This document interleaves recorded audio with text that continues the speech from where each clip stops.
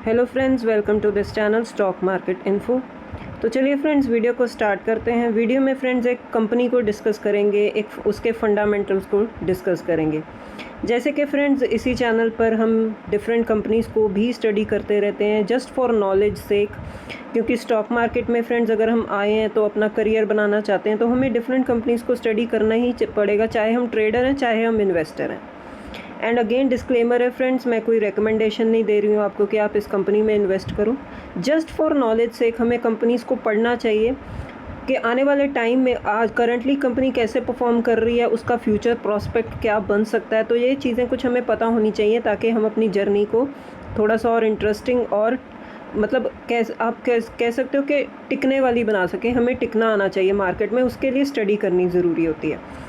तो चलिए फ्रेंड्स, इस इंट्रोडक्शन के बाद जो कि बहुत इंपॉर्टेंट होती है, कंपनी को फ्रेंड्स स्टार्ट करते हैं। जैसे कि आप देख सकते हो कंपनी का नाम है होम फर्स्ट फाइनेंस और इसके नाम में ही है ये फाइनेंस बिजनेस में काम करती है और होम लोन्स प्रोवाइड करती है।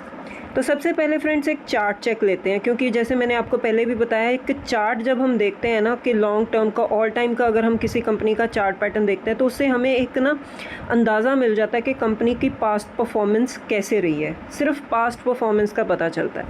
तो जैसे कि आप देख सकते हो कि 2021 में ये कंपनी जो है मार्केट में लिस्ट हुई थी और लिस्टिंग के बाद जो इसकी जर्नी रही है मार्केट में, आप देख सकते हो कि ठीक ही रही है।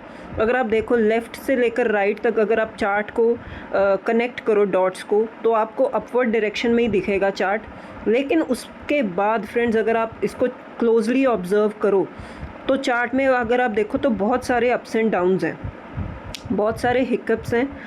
इसके बाद भी कंपनी ने फिर भी एक अच्छा टॉप लेवल जो है गेन किया है। स्मॉल कैप टाइप की कंपनी है फ्रेंड्स, 12,000 करोड़ के आसपास का जो है मार्केट कैप है। तो अगर आप मार्केट में हो तो अगर आपको थोड़ा सा इस चीज़ का अंदाज़ा हो कि यूजुअली फ्रेंड्स मार्केट में जब कोई भी आता है तो उसको चाहिए तेज़ रिटर्न्स, तो वो प्रेफर करता है कि स्मॉल कैप मिड कैप में इन्वेस्ट किया जाए। तो क्योंकि उसका थॉट प्रोसेस सही होता है कि स्मॉल कैप मिड कैप में जो ना तेज़ी बहुत अच्छी बनती है, बहुत तेज़ हो जाते हैं स्टॉक्स और अच्छे रिटर्न्स भी देते हैं। लेकिन अगर आप फ्रेंड्स इस कंपनी को देखो तो मैं पहले ही आपको बता दूं कि चार्ट से आपको क्या देखने को मिल रहा है। स्मॉल कैप टाइप की कंपनी है फ्रेंड्स, लेकिन फिर भी ये बहुत ही ज़्यादा स्लो चलती है। तो यही मेरा पर्पस था फ्रेंड्स आपको चार्ट दिखाने का कि अगर आप ये सोच कर आ रहे हो इस कंपनी में कि ये स्मॉल कैप टाइप की कंपनी है और आने वाले टाइम में हम बहुत ज़्यादा तेज़ रिटर्न्स, अच्छे रिटर्न्स बना सकते हैं इस कंपनी में, तो थोड़ा सा इस कंपनी से वो एक्सपेक्ट करना थोड़ा सा आई थिंक गलत होगा। क्योंकि जो प्रीवियस हिस्ट्री है कंपनी की ये बताती है कि कंपनी थोड़ा सा स्लो चलती है। हाँ, आपको रिटर्न्स बनाकर देगी, ये जो पिछला रिकॉर्ड बता रहा है, लेकिन जो रिटर्न्स होंगे वो स्लो होंगे। स्मॉल कैप टाइप की कंपनी है, फिर भी जो है रिटर्न्स उतने वो उस कैटेगरी के नहीं है, उस टाइप के नहीं है जो स्मॉल कैप टाइप की कंपनी में होते हैं। तो ये फर्स्ट फ्रेंड्स ये बात आपको क्लियर होनी चाहिए कि अगर आप ये थॉट प्रोसेस के साथ आ रहे हो तो आपको क्लैरिटी होनी चाहिए कि ओवर एक्सपेक्टेशन नहीं रख सकते हम इस कंपनी के साथ। आगे आने वाले टाइम में फ्यूचर में क्या ग्रोथ होगी वो तो कंपनी के फ्रेंड्स परफॉर्मेंस और रिजल्ट्स पर डिपेंड करेगा, लेकिन जो प्रीवियस हिस्ट्री है उसको देखकर हम थोड़ा सा ये अंदाज़ा लगा सकते हैं। नेक्स्ट है फ्रेंड्स, जैसे कि ये कंपनी करती क्या है थोड़ा सा हमने वैसे भी डिस्कस कर लिया है। आप देख सकते हो हाउसिंग फाइनेंस कंपनी है जो होम लोन ऑफ़र करती है और बहुत ही जल्दी से सैंक्शन हो जाते हैं लोन्स और हैसल फ्री प्रोसेस प्रोवाइड करती है। नेक्स्ट है फ्रेंड्स, अगर डिविडेंड का स्टेटस देखें तो जैसे कि कुछ इन्वेस्टर्स होते हैं उनको डिविडेंड में इंटरेस्ट होता है कि कंपनी अच्छा डिविडेंड भी दे। तो अगर आप डिविडेंड का रिकॉर्ड देखो तो पिछले 4 साल का जो रिकॉर्ड है आपके सामने ही है कि कंपनी जो है ग्रोइंग मैनर में ही डिविडेंड प्रोवाइड कर रही है। नेक्स्ट है फ्रेंड्स, इसके कुछ ईयर ऑन ईयर बेसिस के अगर हम रिज़ल्ट्स भी देखें कि करंटली जो रिज़ल्ट्स क्वार्टर के तो आएंगे जब हम वो चेक करेंगे। अगर आप टॉप लाइन भी देखो रेवेन्यू की, वो ग्रोइंग मोड में है। पहले मार्च 23 में 796 करोड़ का रेवेन्यू था, ग्रो होकर 1100 के पार चला गया, फिर 1500 प्लस। अब जो मार्च 2026 का जो रिजल्ट आए थे रेवेन्यू 1900 के पार था।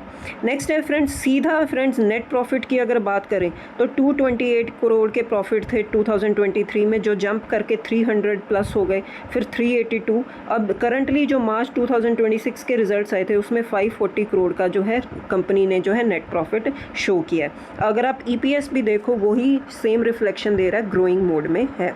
तो रिजल्ट्स कंपनी के ईयर ऑन ईयर बेसिस अगर कंपेयर करें तो अच्छे हैं।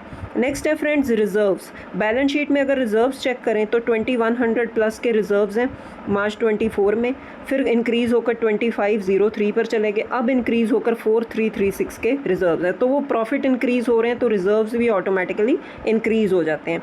अगर आप बोरोइंग्स भी देखो फ्रेंड्स तो वो भी ग्रोइंग मोड में 7300, फिर 9500 प्लस, अब 10,000 प्लस। तो कोई भी फ्रेंड्स फाइनेंस कंपनी होती है उसमें उसकी बैलेंस शीट में आपको बोरोइंग्स दिखेंगी ही दिखेंगी, क्योंकि उनका मेजर काम फाइनेंस करना ही है। तो वो कहीं से बोरोइंग्स भी करेंगे तो आपको आगे लोन्स भी प्रोवाइड करेंगे, तो ये हर फाइनेंस कंपनी में आपको ह्यूज बोरोइंग्स दिखेंगी ही दिखेंगी। टोटल एसेट्स की भी अगर बात करें फ्रेंड्स तो ग्रोइंग मोड में है। 9500 प्लस के जो थे मार्च 24 में थे, फिर 12,000 प्लस हो गए, फिर 15,000 प्लस के जो हैं टोटल एसेट्स हैं। तो टोटल एसेट्स भी ग्रोइंग मोड में। नेक्स्ट है फ्रेंड्स शेयर होल्डिंग पैटर्न की अगर बात करें तो प्रोमोटर के पास जस्ट 6.98% का स्टेक है, लेकिन FIS फ्रेंड्स उन्होंने स्टेक इंक्रीज़ किया और बहुत हेल्दी स्टेक है। FIS के पास 45% प्लस का स्टेक है। DIS भी अच्छा स्टेक लेकर बैठे हैं 27% के आसपास, और पब्लिक भी 19% के आसपास का स्टेक होल्ड करके बैठी है। तो एक हेल्दी जो है स्टेक है FIS DIS के पास है। नेक्स्ट है फ्रेंड्स लोकेशन वाइज ब्रेकअप देख लें तो मैक्सिमम बिजनेस इनका गुजरात, महाराष्ट्र, तेलंगाना, मध्य प्रदेश में है। बाकी से जो है स्टेट्स में भी है बिजनेस, लेकिन जो मेजरली इनका डबल डिजिट में बिजनेस है वो इन स्टेट्स में है।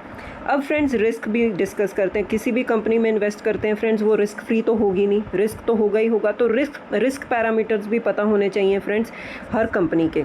तो फ्रेंड्स इस कंपनी का सबसे बड़ा रिस्क है बढ़ता हुआ कंपटीशन। तो जो हमने पहले डिस्कस किया था ना कि कंपनी बहुत स्लो ग्रोथ देती है, वो इसीलिए देती है फ्रेंड्स कि इस सेगमेंट में ना बहुत सारे प्लेयर्स ऑलरेडी लिस्टेड स्पेस में हैं और हर एक के पास कुछ ना कुछ मार्केट शेयर भी होगा।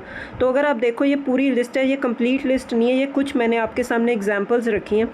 और अगर आप होम फर्स्ट फाइनेंस का रैंक देखो तो कितना 8th रैंक पे है होम फर्स्ट फाइनेंस, उसके ऊपर कितनी कंपनीज हैं। सबसे तगड़ी कंपनी है बजाज हाउसिंग फाइनेंस, फिर पिरामल फाइनेंस, फिर LIC हाउसिंग फाइनेंस। बहुत बड़े ग्रुप्स की बहुत बड़ी कंपनीज़ हैं जिनका अच्छा खासा मार्केट शेयर है और अच्छा खासा मार्केट कैप भी है। तो बहुत बड़े ग्रुप्स के साथ रिलेटेड हैं कंपनीज। तो बहुत सारा कंपटीशन है इस सेगमेंट में, जिससे हम देखते हैं कि हर एक के पास बिजनेस तो है लेकिन मार्केट शेयर हर एक का जो है लिमिटेड ही है, जिसकी वजह से हम देखते हैं कि ग्रोथ जो है वो बहुत ही ज़्यादा स्लो हो जाती है इस सेगमेंट में। उसके बाद फ्रेंड्स पर्टिकुलरली इस कंपनी की बात करें तो अप्रॉक्सीमेटली जो है 26% का मार्केट शेयर जो है ये कंपनी होल्ड करके बैठी है। उसके साथ और भी प्लेयर्स हैं, जैसे हमने देखा एप्टस वैल्यू हाउसिंग फाइनेंस, आवास फाइनेंस है। लेकिन फ्रेंड्स हाउसिंग लोन सेगमेंट में ना सबसे ज़्यादा जो कंट्रीब्यूशन होता है वो पब्लिक सेक्टर बैंक्स का होता है, प्राइवेट सेक्टर बैंक्स का होता है। उनके पास भी अच्छा खासा मार्केट शेयर होता है। जैसे पब्लिक सेक्टर बैंक्स के साथ है 39%, प्राइवेट बैंक्स के पास है 27%। तो ये मार्केट शेयर सारा डिवाइडेड होता है। तो इसी की वजह से हम देखते हैं कि सारी कंपनीज जो हैं एक लिमिटेड ग्रोथ ही प्रोवाइड करती हैं। नेक्स्ट है फ्रेंड्स AUM जो ये कंपनी हैंडल करती है वो है 15,000 करोड़ प्लस का जो AUM है वो हैंडल करती है। और इस बार के इनके मार्च क्वार्टर के जो रिजल्ट्स भी आए थे ईयर ऑन ईयर बेसिस 24% की जो है ग्रोथ कंपनी ने रजिस्टर की थी। तो रिजल्ट्स के फ्रंट पर तो हमने देख ही लिया था कि रिजल्ट्स अच्छे थे। AUM भी कंपनी का अच्छा, लेकिन बढ़ता हुआ कंपटीशन जो है ना वो कंपनी के लिए रिस्क नहीं बोल सकते, लेकिन इनके मार्केट शेयर को इनको प्रोटेक्ट करने के लिए बहुत ज़्यादा मेहनत करनी पड़ती है। जाते जाते फ्रेंड्स एक और रिस्क अगर आप ऐड करना चाहो इस कंपनी के साथ वो है प्रोमोटर की होल्डिंग। जैसे कि हमने शेयर होल्डिंग पैटर्न जब फ्रेंड्स डिस्कस किया था, मैं फिर से आपको वो चार्ट पैटर्न दिखा देती हूँ। अगर आप माइनस पॉइंट ढूंढना चाहो ना तो ये एक लगा सकते हो कि प्रोमोटर्स के पास बहुत ही ज़्यादा कम होल्डिंग है। तो अगर कल को कंपनी में कोई भी गड़बड़ हो जाती है या कुछ भी हो जाता है, कोई भी लोन डिफ़ॉल्ट हो जाता है क्योंकि फाइनेंस वाली कंपनी है, तो आ जाकर सबसे ज़्यादा धक्का किसको लगेगा? जिसके पास मैक्सिमम स्टेक है। लेकिन अगर आप इस माइनस पॉइंट के बदले में कुछ और चीज़ जो है प्लस पॉइंट ढूंढना चाहो तो FIS के पास अच्छा स्टेक है, DIS के पास अच्छा स्टेक है। तो हम बोल सकते हैं फ्रेंड्स इनके पास सबसे ज़्यादा एक्सेस होता है इन्फॉर्मेशन का, तो ये ऐसे थोड़ा स्टेक लेंगे। ये भी मतलब प्रॉपर एनालिसिस करके ही स्टेक कंपनी में बाय करेंगे। तो अगर आप माइनस पॉइंट देखो तो प्रोमोटर्स की कम होल्डिंग है, लेकिन उसके कंपैरेटिवली FIS DIS बहुत अच्छा स्टेक होल्ड करके बैठे हैं। अगर इसी की बात हम करते हैं फ्रेंड्स, प्रोमोटर्स के पास भी कम होल्डिंग है, FIS DIS भी कम होल्ड करके बैठे हैं, लेकिन पब्लिक के पास ज़्यादा स्टेक है, तो और भी ज़्यादा रिस्क बढ़ जाता था कंपनी में। लेकिन ऐसी बात हमें कंपनी में नहीं दिख रही। तो ये कुछ फ्रेंड्स फंडामेंटल्स इस कंपनी के। अगर आप होम लोन कंपनीज़ में इंटरेस्टेड हो और अगर आप कंपनीज़ को स्टडी करना चाहते हो, इस सेगमेंट में इन्वेस्ट करना चाहते हो, तो आप वन ऑफ द ये कंपनी आप इसको स्टडी कर सकते हो। अगेन फ्रेंड्स, ये नॉलेज पर्पज़ का वीडियो था, कोई भी रिकमेंडेशन नहीं थी। तो ठीक है फ्रेंड्स, अब इस वीडियो में इतना ही। अब मिलते हैं नेक्स्ट वीडियो में। Till then bye bye.